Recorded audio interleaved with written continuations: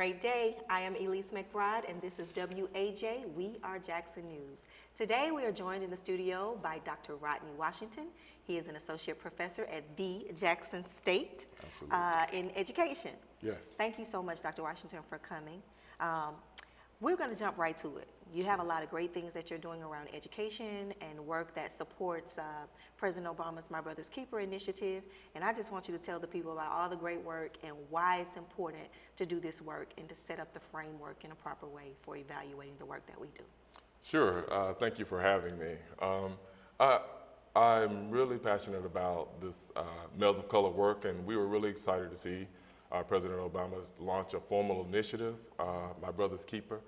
But this My Brother's Keeper initiative was really a reflection of the work that was already being done in local communities. And so this was like a culminating sort of formalized initiative that a lot of the nonprofits came together in agencies to say, this is our collective effort. And I think that it's very important to point that out. I think it's also important that when we look at how best to report our data on this Males of Color work, because this work is so important, our young people, particularly males of color, face tremendous challenges as they matriculate at all levels. I've been involved in a lot of programs, my background, coming through corrections and into education, and you really see the vast risk factors that develop as a result of their immediate environment or home situations.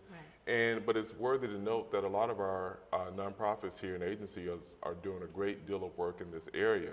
However, we're not reporting it as much as we should, in a way that we should, because a lot of these agencies are program centered.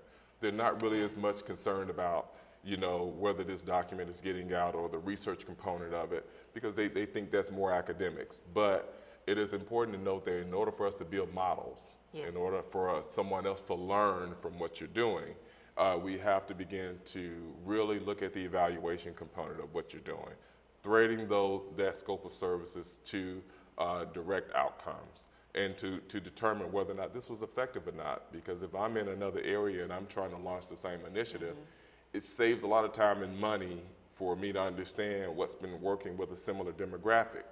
And that's why I think programs like the Foundation for the Mid-South, who's funded about 19 programs across 3 states.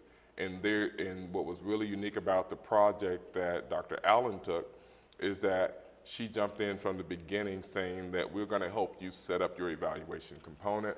We're gonna help you develop, what your outcomes are gonna look like, and provide technical assistance throughout, your funding process. So it wasn't gonna just, I'm gonna give you some money and let you, implement.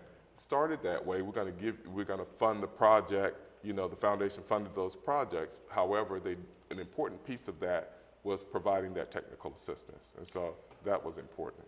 So let me ask you, you talked about, a lot of times looking at some of this stuff, it was very program centered. Yes. And so from what I'm understanding you to say is that we had a lot of programs that seemed to be working, but there wasn't a lot of data, a lot of information collected behind it to prove it, to show it as a best practice. Right. So now with looking at, we know we have stuff going on in our local schools, we have stuff going on nationally as it relates to education. We have things that are funneling in as it relates to crime and, all these things, because we have not looked at the data that kind of feeds why even run this type of program or how to modify a program to fit the need. So, yes.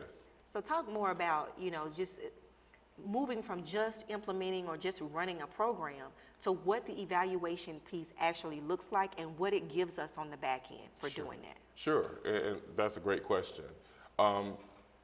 The one thing to understand that the data gives you is allows you the level of specificity that you need to implement your program. For example, you have programs that are out there trying to be all things to all students.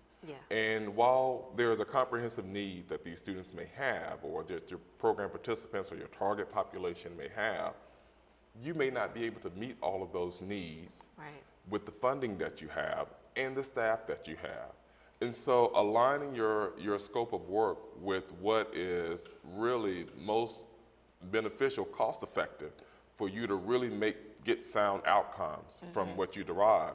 You may not be able to have both the mentorship program component, academic support, leadership development, and all of those things in your $50,000 funding. Right. However, you may be able to launch a really sound mentoring component in your program and collaborate with another agency Yeah.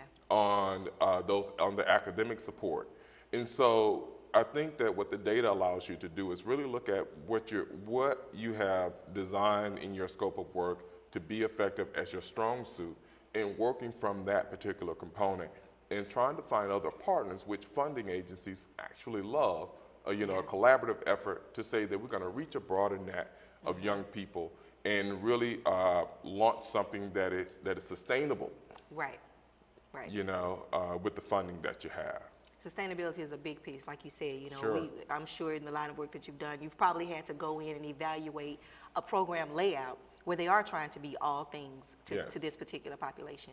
Yeah. Now, I'm sure you run into some difficulty when you tell folks you got to scale this back. Yes. You've got to narrow this. Your focus is way too broad. You have a huge vision here.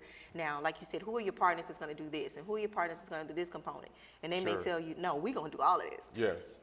How do you advise? How do you get them to actually see that? When their heart is really into the work and not necessarily.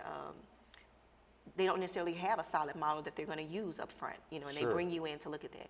What are some of the key components or some of the things that you found with folks that you work with, or even some of the drawback of when you're saying, let's scale it back, we're going to start here, and we do it as a build-on with community partners and collaborative efforts? Sure. I can speak to that really with the city project, with the after-school program. As an early intervention project, in the Battlefield area, that's an early intervention project, 3rd through 5th grade. Yep. Now, however, it's a pilot. But you'll have individuals who, your funding partners may want to see a lot of, this profound impact in year one. Well, with these families, it may take some time for you to build rapport and even move that project. It is making a difference. That project is making a difference. However, you may not see gains in a quantifiable sense in terms of the grades jumping up one grade level or all of these things, but you've built the foundation and you've learned from that demographic how to fine tune what you need for a broader scope in the following year. But I always suggest do a pilot first. Yeah. Do a pilot first if it's a new intervention, if it's a new scope of work that in an area that has not had a lot of programming coming through, then learn from that demographic. Start with some focus groups first to see what those parents' needs are. To see what the student needs are. Have some things going on with the parent. Community readiness is important. And again, that data collection on the community readiness part can help you to actually understand how best to write the scope of the work. So you don't jump out there with an overly ambitious project that may have some positive outcomes, but doesn't meet the overall standard that you promised to your funding authority that you would produce. And so I say move with an intentional, sort of practice that we're not going to be able to leap this tall building, all at once, but we can start to scale it and look at the building and see how best we need to tackle it. Got it. You mentioned the program at Battlefield. Sure. With looking at one of the things that kind of stands out to me is the parent component. Yes. Because oftentimes, you have parents who are doing shift work, you have parents or children who are being taken care of by other family members or grandparents. When you're looking at program evaluation, is that something that you always want to group in, or does it just depend on what the scope of the program is? Yes, absolutely. I always say, you have to look at, even if you're looking at independent and dependent variables, you have to look at intervening variables. Yes. Those things that you know are there and you just can't quite put your finger on them. Yeah. We know those students are going through those kinds of things that, older siblings are accountable for them in the household. The family may not be in a position to actually understand, the economic outcomes or the educational, system to really discuss Common Core, to discuss testing, to understand test scores and read analysis, with their child to say, well, my child is suffering in this particular area, and meet with those teachers. That can become intimidating. Yeah. But I think that what is amazing about this project is that the parents from the focus group data still were very positive about not only that this is a free project, a free after-school care for their young person, but also coming in with the enthusiasm that they are getting academic and social support. you know. Absolutely. And it takes some time, because another one of those intervening variables is the fact that sometimes you get programming that will come through with a hit and miss kind of project, and they pull them in and get them accustomed to it and then kind of leave. Yeah. And so it takes some time to build rapport with those families to say, this is what we're trying to do and we need your support. This Project Stay, did not try and get these parents singularly, but they got them in a place where they were all inclusive of the intervention. That we want you to help us support your young person. We don't want to just work with this child in isolation. We want to bring you in with meetings. We want to keep you informed.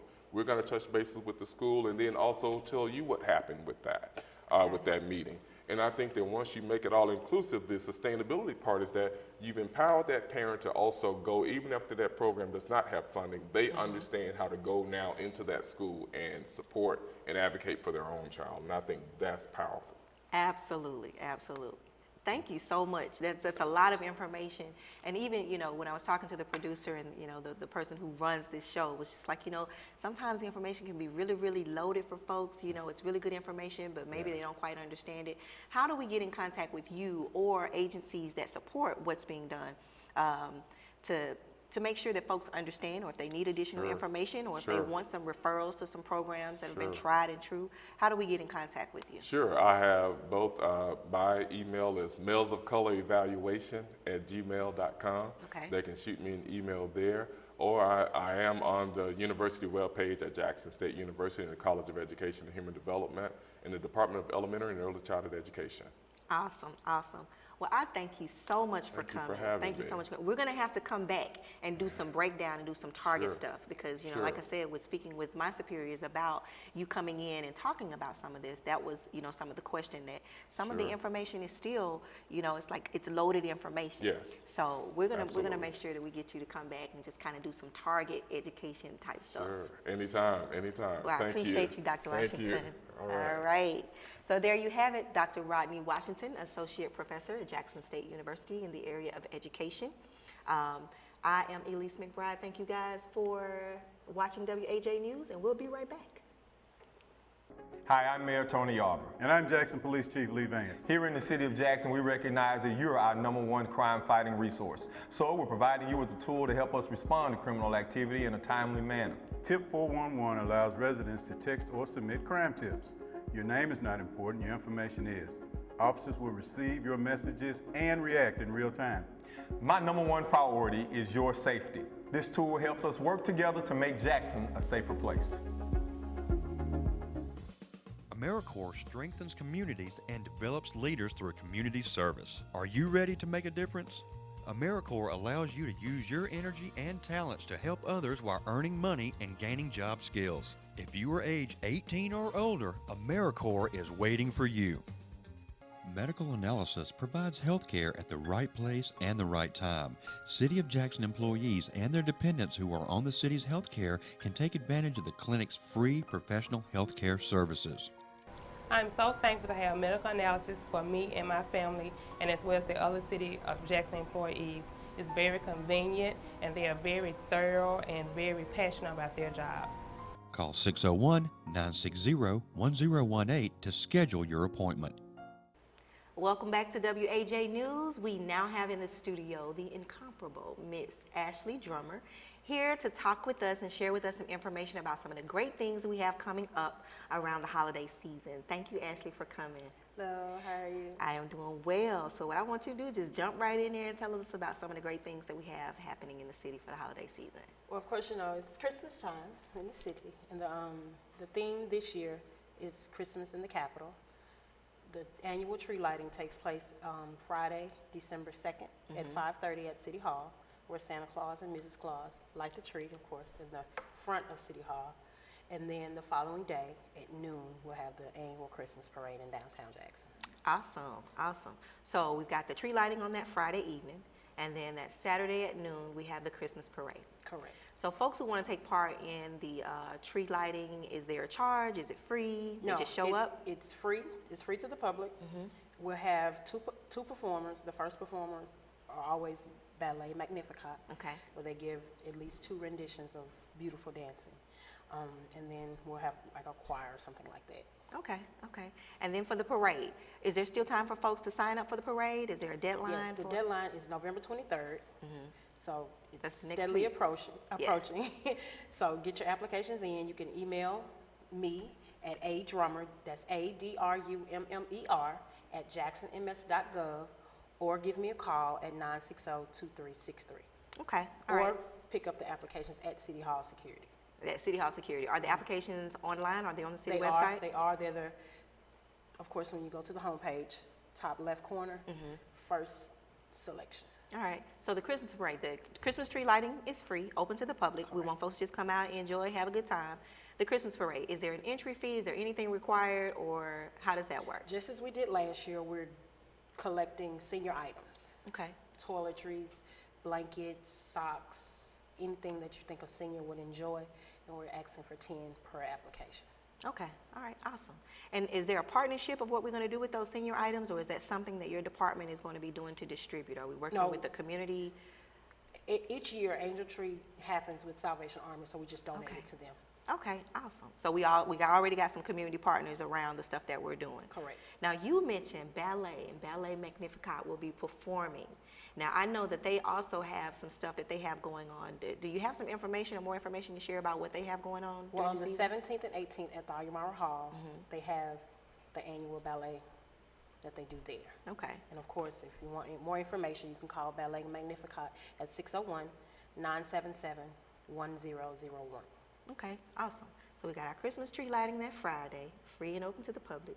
The Christmas parade. Now it starts at 12, but those folks that are going to sign up to be a part of the parade, where's our kickoff going to be? Well, each year our staging area is usually the fairgrounds at the corner of Jefferson and Amit. Okay. And this year, of course, we'll do the same. Okay. So now, if somebody happens to find out about this at the last minute and they decide they show up at the fairgrounds because they want to take part, they want to participate and share in the parade, is that doable, or must they have an application in order for them to participate? Of course, we don't like pop-ups Okay. for insurance purposes mainly. But, you know, we'll work around them, but we try to Try to make sure that we know try ahead to of make time sure when we're we decent have. in order, just to make sure that in case something happens, that our paperwork is in order. Okay, all right. I know last year, I think it was last year, maybe the year before I participated, and there were a lot of car clubs, a lot of car clubs. Are there some specifics that these car clubs have to make sure they have in place? I think with fire inspection, Well, the main thing is the insurance. Make sure your Okay. vehicle is insured. Of course, we ask that you decorate your vehicle in Christmas attire. okay, And we don't want too many car clubs, so we have a 6 to 8 car limit, because we don't want it to look like a car show versus a parade. okay, So that was one of the complaints from last year, that we had a lot of car clubs. okay. But this year we haven't had as many to sign up, so it's still time. Yeah, still time for them to get those applications Correct. in. Okay, so is it like a first come, first serve? Correct. So once those applications in, once you meet the max, then no additional ones will be. All right, okay, cool. Now, I know folks are always excited about this whole, float competition. Are there prizes? Are folks gonna be judged based on, tell me about the prize part Of course, of it. a big shiny trophy and bragging rights, especially within, of course, you have the competition with the citizens, and then you have the departmental competition with the departments within the city. Okay. So for those that don't know, fire and police go head to head every year. And police have been working on their float for about 6 weeks now, and they're so serious. So Are they the reigning champs? they are like 3 or 4 years in a row. 3 or 4 years in a row, have JPD king is bragging taking it. rights, Oh, so. okay. Well, I don't know. Fire they may step their game up this time and say, wait a minute, we want to break this cycle. So we shall see, and they get real competitive to the point that they forget that it's a parade. And it's something to see. Good stuff. So it sounds like it's going to be a lot of fun. Of course, of course. What about judges? We got any celebrity judges this year? Right now, we're keeping the judges under wraps. But I will say the grand marshals for the parade will be Wingfield High School football team.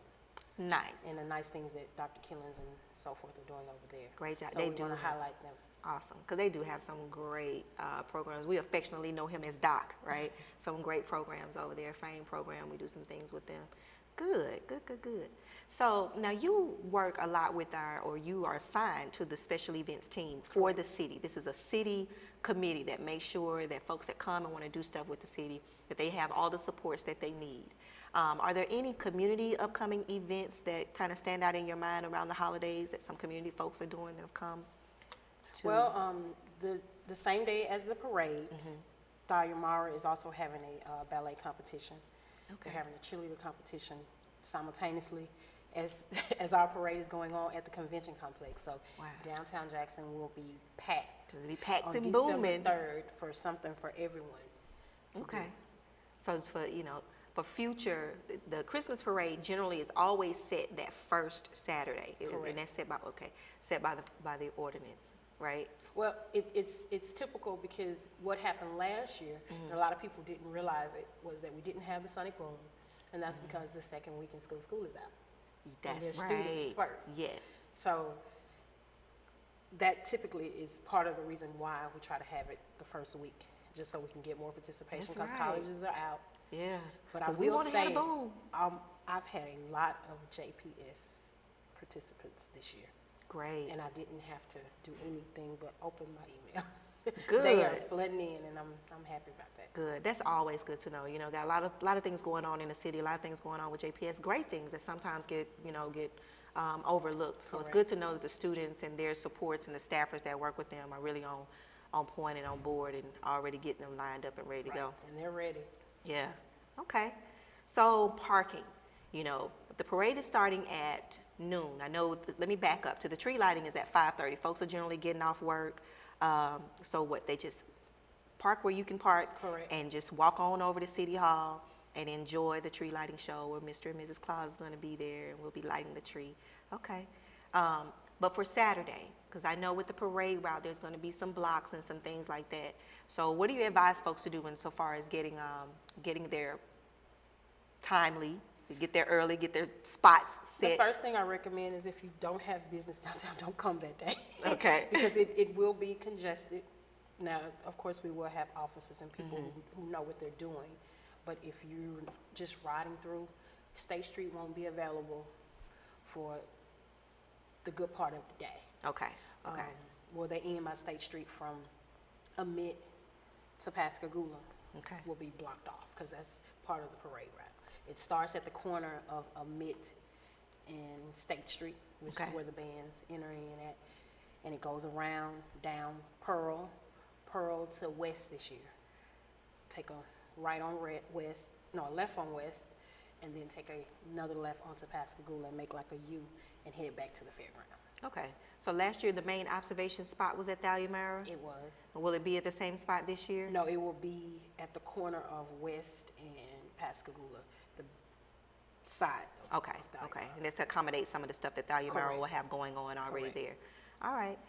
Sounds like a lot of coordination with your community folks and your internal folks to make sure that this thing goes off and that folks come and City enjoy. of Jackson staff, they're wonderful.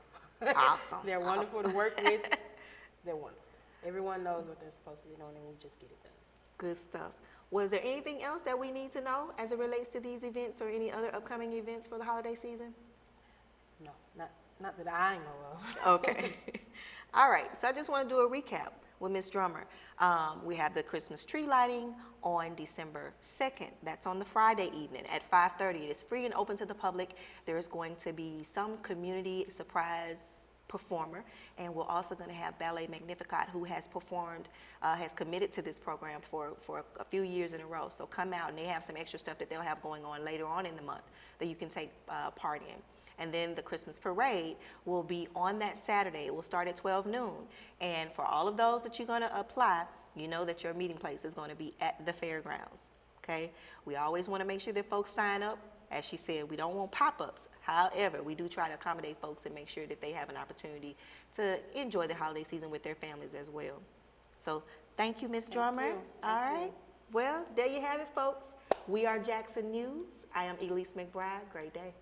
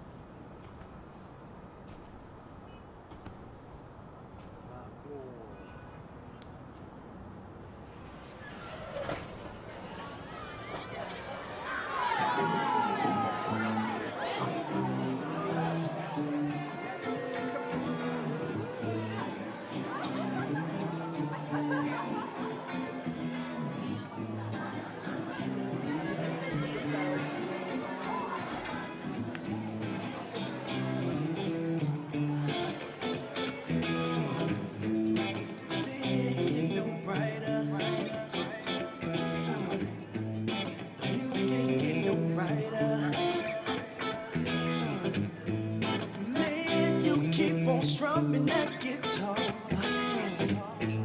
One day you gon' be the biggest star.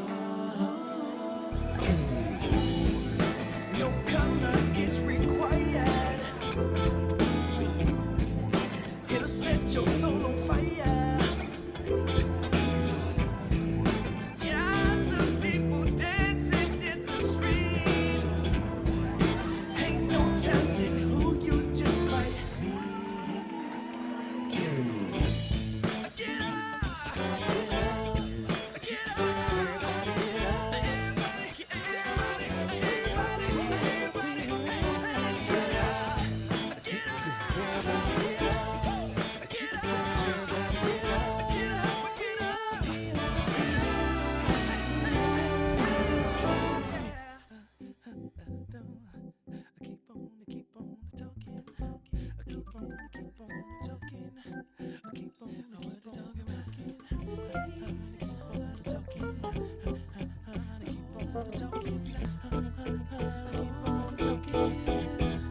talking about my city, Jackson, Mississippi. About my city, oh, about my city, yeah.